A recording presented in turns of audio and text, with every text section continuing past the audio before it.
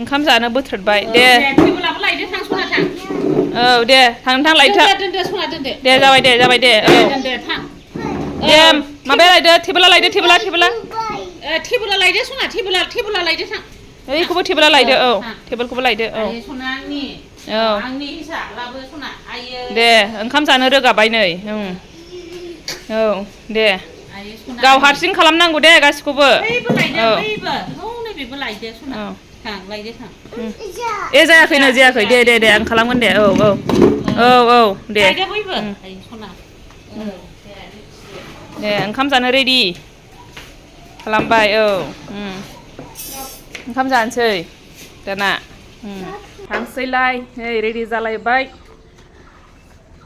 ब्लगखौ जागायजेनलायबाय आं दिनै ओरैबायदि फुङावनो मामे थारो दे बाय दे औ बाय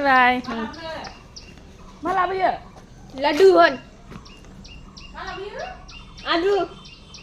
बुंनो रोंलायलायला नै लोगोफोर होमबा ब्लगखौ जागायजेननोसैलाय ओमफ्राय दिनै आङो फुङावनो ओंखारदों आरोना ओरैनोथ' बेबायदि टाइमाव ओंखारफेरामोन आङो माबा मा होनो 7:30 जादों दाबोनो दिनै थारमाने मोनसे माबा दं खामानि माने एगजाम दं आरोना एगजामाहाय दिनै 9टानिफ्रायनो जागोन आरोना ओरैनोथ' आंना क्लासा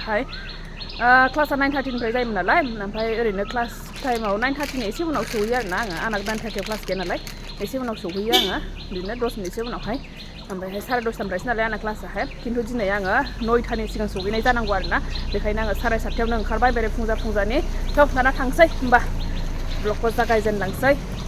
दा जोंनाहाय कुसुगावहाय माने गैया जाहैदों माबा मा होनो गारि गैथ'आनो 8टानि सिगां गारि गैया दा बेखायनो माबा मा होनो दतमासिम दोनलांसै बाबायाहाय दतमासिम दोनलांनानैहाय दतमायावहाय 8टायाव मोनहैनाय बेबायदि जासिगोनदां ओमफ्राय ओरै दतमानिफ्राय 8:30आव सहैसिगोन आरोना बेबायदि हिसाब खालामदों आङो नायनोसै मारै जायो होमबा थांनानै लाग्रोसै नै बैनो दाख्लैना मन्दिराहाय बे महामाया मन्दिरा ओमफ्राय बेयाव थानाय मोख्राफ्रा अबेहाय थांजोबखोथाय बेखौनो आसरित जादों जोंहा बेयावहाय बे महामाया मन्दिरावहाय बिराद बुरजा मोख्रा दंमोन आरोना ओमफ्राय दाख्लै जे फुजा होफैदोंमोन बासन्ति फुजायावहाय ए बेयाव दङथ' हनै मारै थाफैखो बिसोर बेयाव होहरदोंदां औ मेलाखाय गिजानो होखारहरदोंदां नै बे खाथि हाग्रायावसो दंफैयो माखासे मारै लांदां जाजोबो सानदों जोङो ओमफ्राय नङाबाथ' फुजानि माबानि बिराद होंगो दोंगो जागौमोन ना ओमफ्राय गिजानो खोमा बेखायनो मानसिफोर थांनायफोरखौहाय आरो बिसिदलाबायगौमोन ना बिसोरो बे माबा खोंनायफोरखौहाय बेखायनो हुरुनदोंदां ओमफ्राय जोङो ओरै थांगासिनो दतमा दाबो थांग्रोसै ओमफ्राय दा खयथायाव मोनहैयो बेनिफ्राय सहैसिगोन आरो दा दतमानि गारिजोंहाय नै दतमा सफैबाय नै बेयावनो थायोना दिनै बिस्थिबारसोखाना नै गाखोफैबाय बेनो गारियाहाय क'क्राझार थांगोन नै बाबाया थांफिनसिगोन दतमा बाजार नै दाबोनो मानसिफ्रानो स्रिंस्र'बावसो 8टानि एसे सिगां सहैबावबायसो नायनोसै दा खयथायाव सहैयो 8:30 पासाव खारगोन होनना बुंदों रावबो गैया नै दाबो लांदां मानसि जाबासो खारो ना टाइम मथे खारो जाखो मिथिला गाखोफेराखै आंथ' दिनैसो फार्स्ट टाइम गाखोदों बेयावहाय दतमा गारियावहाय नायदो अखाया ओरैबादि हाबाय नै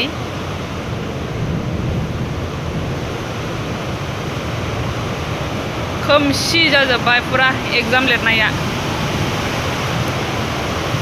जा हाबाय गिलु बालुनो मोफ्लामगासिनो आयौ बादलायनाय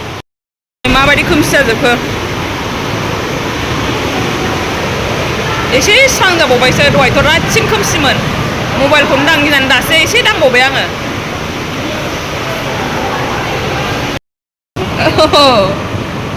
नै अखाया बाना जासिगोनबो नै ओरैबादि हाबाय बेयावहाय नै खुलिनानै वाटारफलखौ देखायहरफिनसां ओरै औ नै माबायदि गदों बिल्डिं गोजौनिफ्राय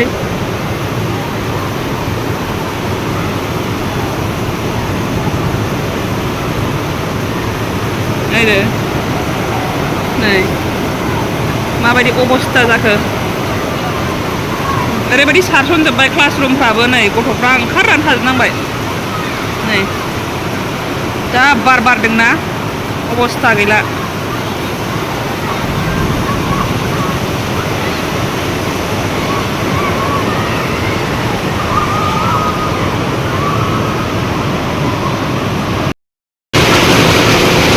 माबायदि जाजोबखो गासिबो बाना जाबायबो मालाबा गौरां दै नायनोबा हनै गौरां दैया नै जोंना जिरायग्रा रुमा मा जाजोबखो दै जाजोब्बायहाय लांसै बै आलदा रुमाव दै बाना नै सेस दै गजोब्बाय अबहायबा माबायावहाय खालियावहाय जिरायथ'दो अबहायबा मोजाङाव खालियाव जिरायथ'दो गैया बेलासियाव दा जाथ'नाय नंला दां औ अबहायबा जिरायथ'दो नैबेफ्रावहाय नैबेफ्राव जिरायथ'दो औ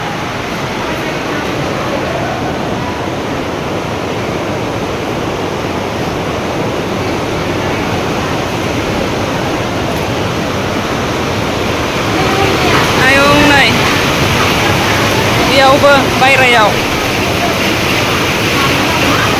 नै गौरां दैया बेयावनो जाफैबाय दाना जोंनावहाय गौरां दै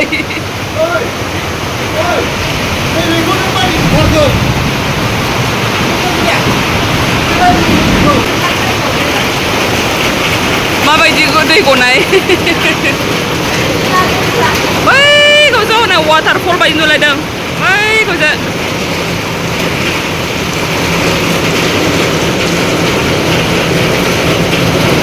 माबायदि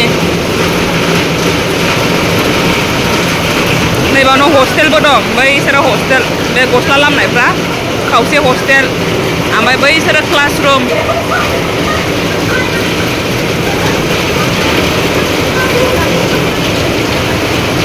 दाना थांनांगौआसो माब्रै थांनांगौ नै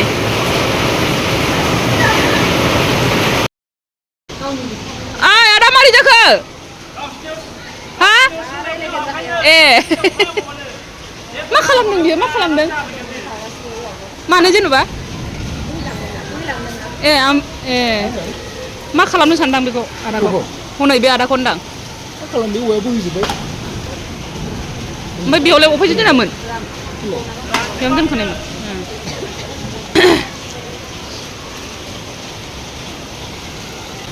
जोबहांबाय अखाया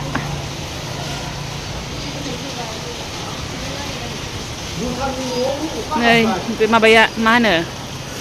औवाया बोहैजोबदोंमोन बेखौनो थिखो माबागासिनो दोनफिनगासिनो मा भुटाननि न' गैला अखाया खमायबाय होमबाबो खोमसिसि नै दाबोनो नै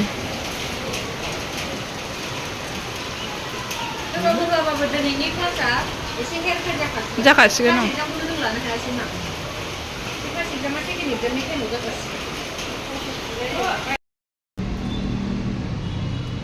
माबायदि लोमजोबखो नै दैया बायरायावहाय बे गाहायावहाय माबायदि लोमजोबखो नै ओमफ्राय नै स्रां जाजोब्बाय होमबाबो खोमसि खोमसि बेयाव पार्किं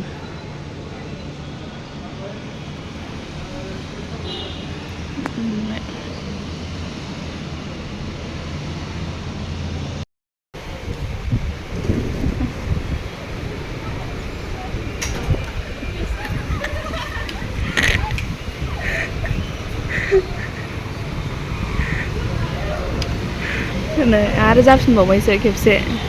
सेकेन्ड टाइम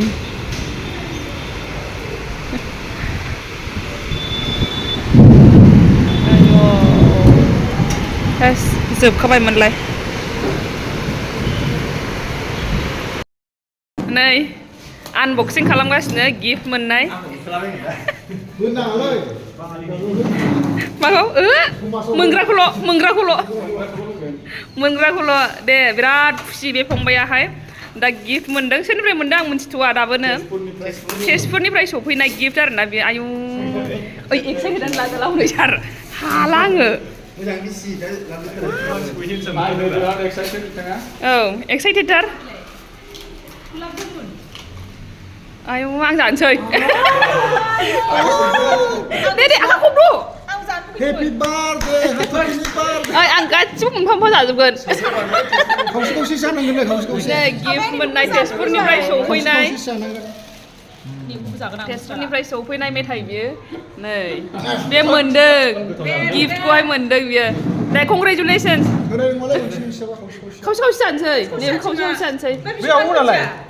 लिंहैदो होनै तेजपुरनिना एसे जागोन होमबाबो आं एसेबाबो जागोन गासिखौबो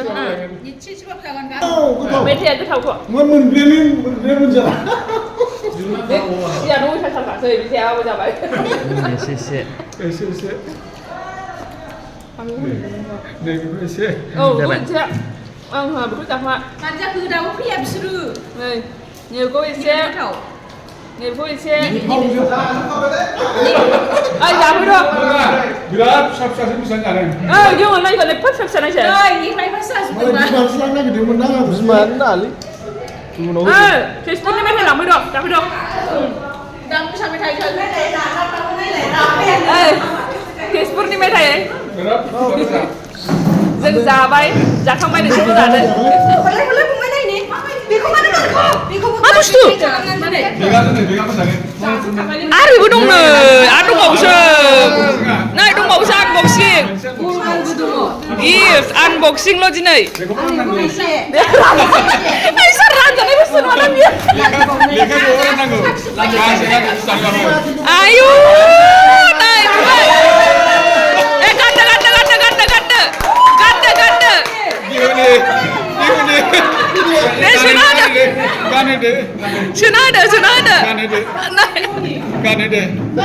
सोना होदो दे औ दे औ दिनैनिफ्राय बाङालि जाबाय मानसिया हयले मानसिया बर' नङा गिफ्ट हरग्राया औ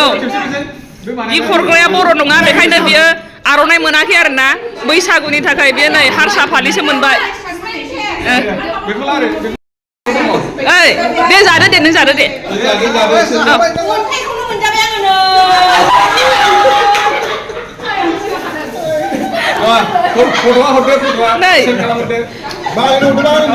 नै ओरै एसे जानानै देखायदो दे न' एसे जानानै देखायदो एसे जानानै देखायदो न'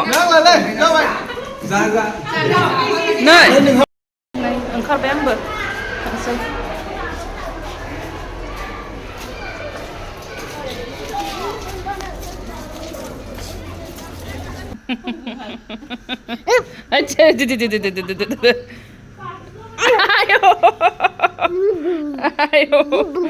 नै आंहा दहाय अखा खोरोमबा बेखौसो जा गोसोखांहरदों मा खालामखोथाय होननानै मारै जाखो दे बे माबायदि थाखोथाय होननानै गोसोखांबाय थादों आंहा बेथ' दलरबो थाया सिङावबो थानाय नङा मा खालामनानै थाखो बेयो होननानै गोसोखांबाय थाबाय आंहा